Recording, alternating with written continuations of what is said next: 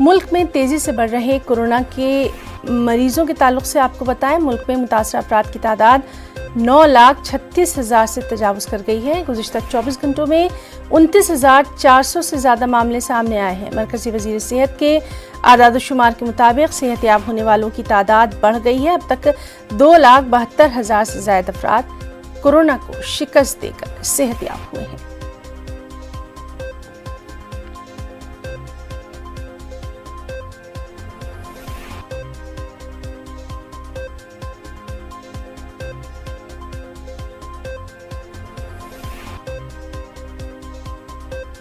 और वहीं दिल्ली में कोरोना के मरीजों की तादाद बढ़ रही है। गुज़िश्ता 24 घंटों में 1,647 नए मामले सामने आए। गुज़िश्ता 24 घंटों में 41 अफराद हलाक हुए।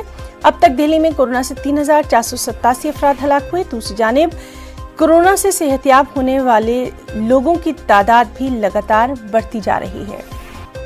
और दिल्ली से हमारे साथ मौजूद हैं इस वक्त हमारे नुमाइंदे रवि मिश्रा। रवि, आपसे जानना चाहेंगे, पूरे मुल्क में जिस तरह से कोरोना के जो आदाद शुमार हैं वो बढ़ते जा रहे हैं, लेकिन इस सब के बीच में रिकवरी रेट हर दिन के साथ बेहतर होता जा रहा है। पूरे मुल्क का क्या हाल है, साथ ही साथ दिल्ली में क्या कुछ तफसीलात? बिल्कुल हिना, बता देना चाहूँगा आपको कि पूरे देश की बात करें, उत्तर, दक्षिण, पूर्व, पश्चिम, हर राज्य से लगातार आंकड़े इजाफा ही दे रहे हैं। आंकड़ों में बढ़ोतरी ही देखने को मिल रही है।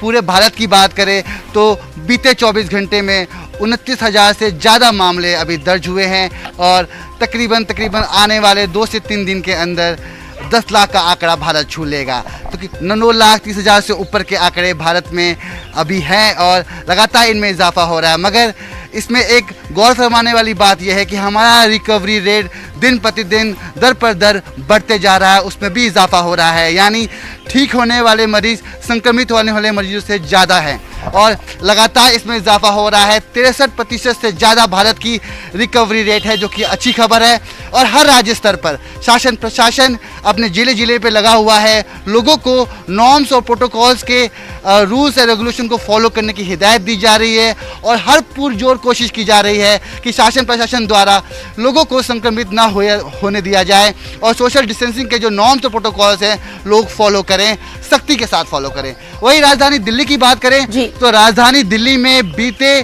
24 घंटों में तकरीबन 1,600 मामले दर्ज हुए हैं और पूरे संक्रमण दिल्ली की बात करें तो पूरे दिल्ली में 1,16,000 के तकरीबन मामला अब तक सामने आया है। और दिल्ली की रिकवरी रेट बाकी राज्यों की रिकवरी रेट से अब काफी सुधार हुआ है। 80 से ऊपर की रिकवरी रेट दिल्ली की है। राज्य सरकार, केंद्र सरकार दोनों मिलकर यहाँ पे डटे हुए हैं। जी हिना। और इस सब के बीच में प्लाज्मा बैंक की जिस तरह से शुरुआत दिल्ली से की गई है, उसके ताल्लुक से भी आपसे जानना चाहेंगे, क्या वाकई में वहाँ प्लाज्मा बैंक से लोगों को फायदा हो रहा है? क्या लोग वॉलंटरी तौर पर सामने आ रहे हैं प्लाज्मा डोनेट करने के लिए? इसकी भी तफसीलात। बिल्कुल हिना, देखिए, प्लाज्मा थेरेपी को काफ़ी हद तक सक्सेस पाया गया है उन मरीजों में जिनके अंदर कोरोना की कम लक्षण पाए गए हैं।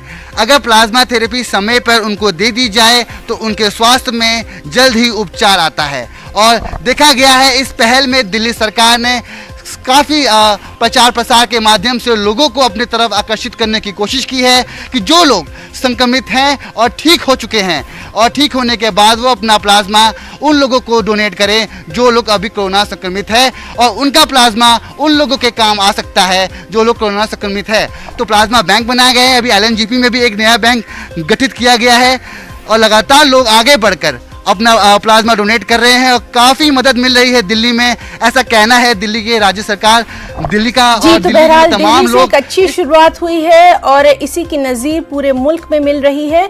बहुत बहुत शुक्रिया रवि आपका तमाम तर तफसीली जानकारी के लिए। फिलहाल एक ब्रेक।